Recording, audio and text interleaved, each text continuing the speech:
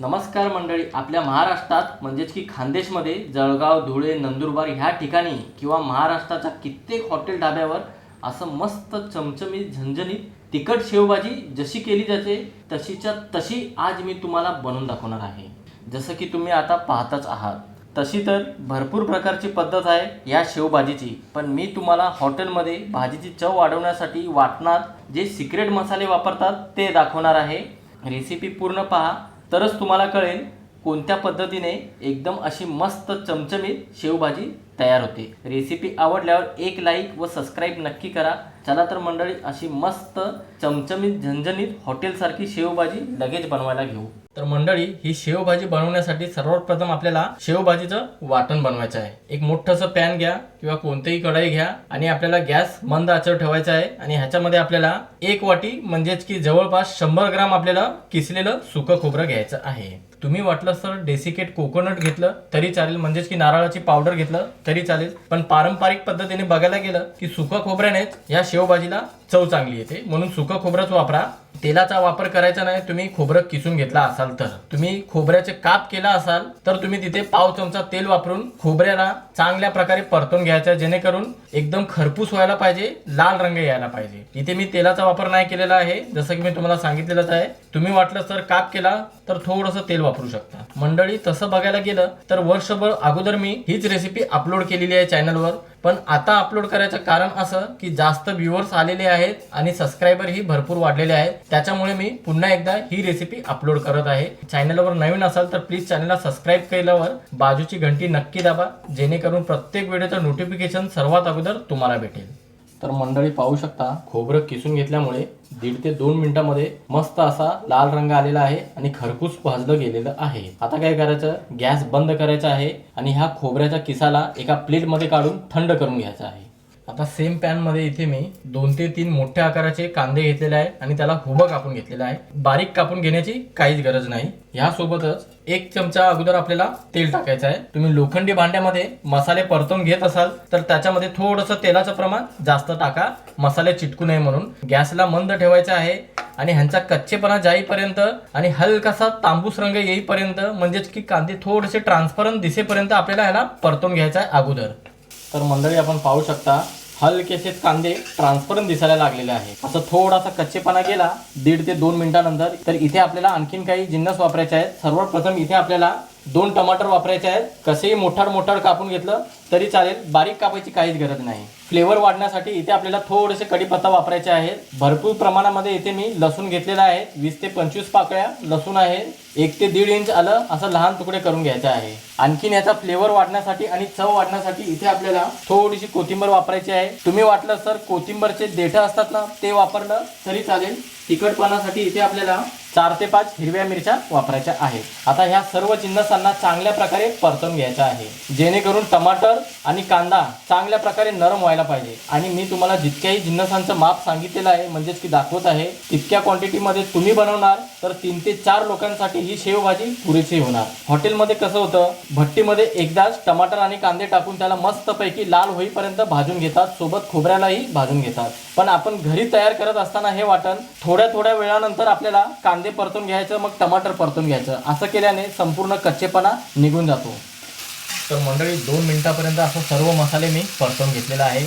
हलकासा टमाटरचा कच्चेपणा निघून गेलेला आहे. तुम्हाला एक इथे मी टिप देतो, तुम्हाला शेवभाजी थोडीशी आंबूस पाहिजे असेल तर तुम्ही देशी गावरान टमाटर इथे वापरू शकता, पण क्वांटिटी थोडीशी कमी घ्यायची, कारण की देशी गावरान टमाटर जास्त आंबट असतात. इथे मी हायब्रिड टमाटर वापरत आहे. मला ही शेवभाजी थोडीशी झणझणीत बनवायची आहे, म्हणून इथे मी हायब्रिड टमाटर वापरत आहे. आता आपल्याला याला झाकून ठेवायचं आहे. टमाटर आणि कांदे चांगल्या प्रकारे नरम होण्यासाठी झाकण लावा. 2 ते 3 मिनिटापर्यंत गॅसला मंद ठेवायचा आहे. मध्ये मध्ये चमचा चालवत जावा, कारण की बुडाशी चिटकायला नाही पाहिजे मसाले. 3 ते 4 मिनिटं झालेली आहे. झाकण काढायचं आहे आणि पाहू शकता मंडळी, टमाटर किती मस्तपैकी शिजलेले आहेत आणि ह्याबरोबर संपूर्ण मसाला सुद्धा चांगल्या प्रकारे शिजलेला आहे. थोडंसं पॅनला चिटकत असेल तर तुम्ही इथं थोडंसं तेल वापरू शकता. अशा पद्धतीने सर्व मसाले चांगल्या प्रकारे परतून घ्यायचा आहे. आता गॅस बंद करायचा आहे आणि ह्या मसाल्याला एका प्लेटमध्ये काढून चांगल्या प्रकारे थंड करून घ्यायचं आहे. किसलेलं सुकं खोबरं चांगल्या प्रकारे थंड झालं की ह्याला मोठ्याशा मिक्सरच्या भांड्यामध्ये काढून घ्यायचं आहे. ह्याचबरोबर इथे आपल्याला थंड झालेलं वाटण सुद्धा या खोबऱ्याबरोबरच काढून घ्यायचं आहे आणि कमीत कमी पाणी वापरून एकदम बारीक वाटून घ्यायचं बरं का. आणखीन एक टिप देतो, तुम्ही खोबऱ्याला मोठे काप करून घेतला असाल तर त्याला वेगळं वाटून घ्या आणि मगच त्याच्यावर वाटण टाकून पुन्हा एकदा चांगल्या प्रकारे बारीक वाटून घ्यायचं आहे. तर मंडळी फक्त 2 ते 3 चमचे पाणी टाकलेलं आहे आणि ह्या वाटणला वाटून घेतलेलं आहे. इथे एक जिन्नस टाकायचं मी विसरलो होतं, तुम्ही वाटलं तर वाटण बरोबरच तो जिन्नस टाकू शकता. ते जिन्नस आहे 2 चमचे कसुरी मेथी. कसुरी मेथी टाकल्याने चव चांगली येते आणि फ्लेवर सुद्धा चांगला येतो. आता पुन्हा 2 ते 3 चमचे पाणी टाकायचं आहे आणि चांगल्या प्रकारे एकदा फिरून घ्यायचं आहे.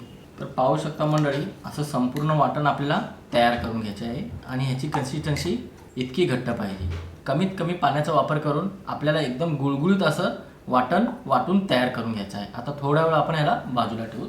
तर मंडळी इथे झणझणीत शेवभाजी बनवण्यासाठी इथे मी पॅन घेतलेला आहे आणि पॅनमध्ये आपल्याला 2 ते 3 मोठ्या पळ्या तेल घ्यायचं आहे. ही शेवभाजी बनवताना थोडंसं तेल जास्त प्रमाणात तुम्ही वापरू शकता किंवा कमी प्रमाणात वापरलं तरी काही हरकत नाही. तेल गरम झालं की 1 चमचा जिरे टाकायचे आहेत. सोबतच फ्लेवर चांगला येण्यासाठी पाव चमचा हिंग टाकायची आहे. फोडणीसाठी आपल्याला इथे एक लहान आकाराचा कांदा एकदम बारीक कापून घ्यायचा आहे आणि थोडेसे कढीपत्ता टाकल्यावर कांद्याला मस्त लाल रंग येईपर्यंत आपल्याला परतून घ्यायचा आहे. गॅसला आपल्याला मंद ठेवायचं बरं का. इथे सगळेजण एक चूक करतात, कांदा न वापरतात अगोदरच वाटण वापरतात त्याच्यामध्ये आणि वाटणला चांगल्या प्रकारे परतून घेतात, मग त्याच्यामध्ये पाणी टाकून रस्सा तयार करून घेतात. तसं करू नका. तुम्हाला थोडंसं फोडणीसाठी कांदा वापरायचा आहे. कांदा असं वापरलं की चव चांगली येते आणि ही तुम्हाला एकदम परफेक्ट पद्धत दाखवत आहे. रेसिपी पूर्ण पाहिल्यावरच तुम्हाला कळेल. तर मंडळी आपण पाहू शकता लाल होईपर्यंत कांद्याला परतून घेतलेला आहे. आता इथे आपण काही पावडर मसाले वापरू जेणेकरून भाजीची चव दुपटीने वाढेल. सर्वात प्रथम इथे आपल्याला पाव चमचा हळद पाहिजे रंग चांगला येण्यासाठी. 1 ते अर्धा चमचा लाल तिखट आहे.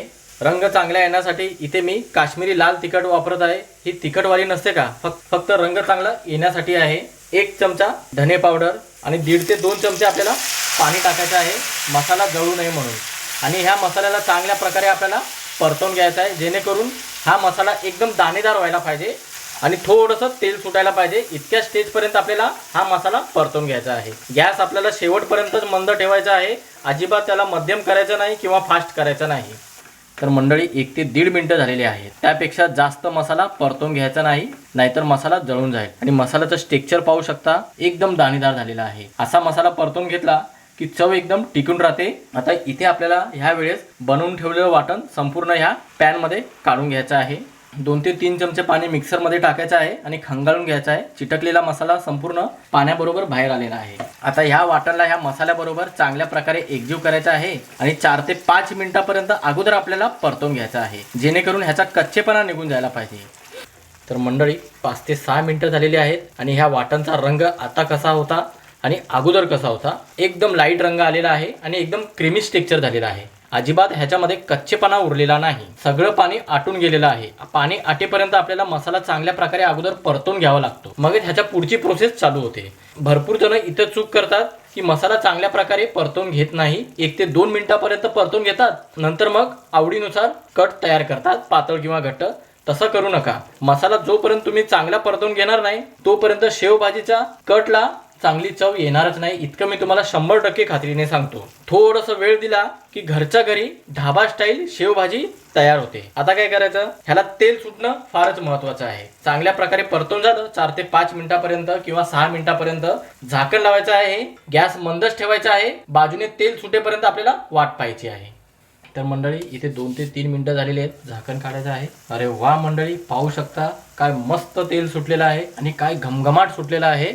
आणि स्ट्रक्चर पाहू शकता, अगोदर एकदम क्रीमी स्ट्रक्चर होतं आणि आता एकदम दाणेदार स्ट्रक्चर झालेलं आहे. असं स्ट्रक्चर पाहिजे बरं का, तरच तुमच्या भाजीला एकदम जबरदस्त असं अफलातून चव येणार. ढाबा स्टाईल तुम्हाला भाजी हवी असेल तर. आता काय करायचं आहे, ह्याच्यामध्ये पाणी वापरायचं आहे. पाणी कसं वापरायचं आहे, आपल्याला रूम टेम्परेचर प्रमाणे पाणी नाही वापरायचं आहे, ना कोमट पाणी वापरायचं आहे. आपल्याला इथे कडकडीत गरम पाणी वापरायचं आहे. शेवभाजीचा कट पातळ असतो म्हणून इथे मी अगोदरच 3 ते 3.5 कप पाणी चांगल्या प्रकारे गरम करून घेतलेलं आहे. गरम पाणी टाकल्याने चव टिकून राहते म्हणून इथे आपल्याला 3 ते 3.5 कप पाणी वापरायचं आहे. जितकं पातळ असेल कट तितकी एकदम भारी चव येते बरं का. आता इथे आपल्याला चवीनुसार मीठ टाकायचं आहे. आणखीन एक जिन्नस टाकायचा आहे जे हॉटेल आणि ढाबेवाले टाकतातच, हे तुम्हाला कोण लवकर सांगणार नाही बरं का. अर्धा ते 1 चमचा किचन किंग मसाला टाकायचा आहे. किचन किंग मसाला नसेल तर तुम्ही गरम मसाल्याबरोबर जिरा पावडर मिक्स करून टाकू शकता. चांगल्या प्रकारे ह्याला ढवळून घ्यायचं आहे. अशी भाजी एकदा बनवून पहा. तुम्ही कोणत्या पद्धतीने शेवभाजी तयार करता, कोणतं वाटण तयार करता, तुमची कमेंट मला भेटायलाच पाहिजे. आणि इथे ह्या वेळेस आपल्याला हा कट टेस्ट करून बघायचा आहे. म्हणजे ह्याच्यामध्ये जे काही मसाले कमी असतील त्याच्यामध्ये तुम्ही मसाले वापरून पुन्हा एकदा चांगल्या प्रकारे ढवळून घ्यायचा आहे. आता ह्याला असंच मोकळं सोडायचं आहे. 2 मिनिटापर्यंत मस्तपैकी ह्याला शिजवून घ्यायचं आहे. उकळी सुद्धा छान येईल. तर मंडळी 2 ते 3 मिनिटं झालेली आहे आणि पाहू शकता अशी छानशी खळखळून उकळी येत आहे. आणि ह्याच्या साईडने पाहू शकता काय मस्त कट आलेला आहे. आता इथे बारीक कापलेली कोथिंबीर टाकायची आहे आणि चांगल्या प्रकारे शेवटची वेळ ढवळून घ्यायचा आहे. माझ्याकडून आणखीन एक टिप देतो तुम्हाला. भरपूर जण इथे एक चूक करतात. काय करतात, आत्ताच शेव टाकतात. म्हणजे जेवायचं तुम्हाला नंतर असतं 10-15 मिनिटानंतर आणि शेव टाकतात आणि मग त्याला झाकण लावून ठेवतात. असं करू नका. तुम्हाला लगेच जेवायला बसायचं असेल 1 ते 2 मिनिटानंतर तेव्हाच तुम्हाला ह्याच्यामध्ये शेव टाकायचा आहे. नाहीतर काय होणार, जास्त वेळ या रस्स्यामध्ये तुम्ही शेव ठेवणार तर शेवचा लगदा सुद्धा होणार आणि भाजी बिघडण्याची 100% खात्री आहे. म्हणून तुम्ही जेव्हा जेवायला बसणार असाल तेव्हा लगेच ह्याच्यामध्ये शेव टाकायचं आहे. पण मी थोडंसं वेगळ्या पद्धतीने ही भाजी सर्व करतो. मंडळी अगोदर अशी सर्विंग प्लेट घ्यायची आहे आणि त्याच्यामध्ये आपल्याला असा कट काढून घ्यायचा आहे. जसं जसं कट थंड होईल तसं जसं ह्याला एकदम भारी कट येणार बरं का. पाहू शकता काय जबरदस्त असा कट आलेला आहे. अगोदर आपल्याला कट काढून घ्यायचा आहे, मगच ह्याच्यामध्ये आपल्याला अशी शेव वापरायची आहे. मी सजेस्ट करीन अशी लालवाली शेव वापरा. जी पांढऱ्या कलरची असते ना, म्हणजे त्याला राजस्थानी शेव म्हणतात, ती शेव वापरू नका. ती एकदम मऊ असते. ती अशी कडक शेव वापरायची ज्याच्याने भाजीची चव टिकून राहते. तुम्ही ह्याला चपाती बरोबर खाऊ शकता, भाकरी बरोबर खाऊ शकता किंवा चमच्याने असं खाल्लं तरी काही हरकत नाही.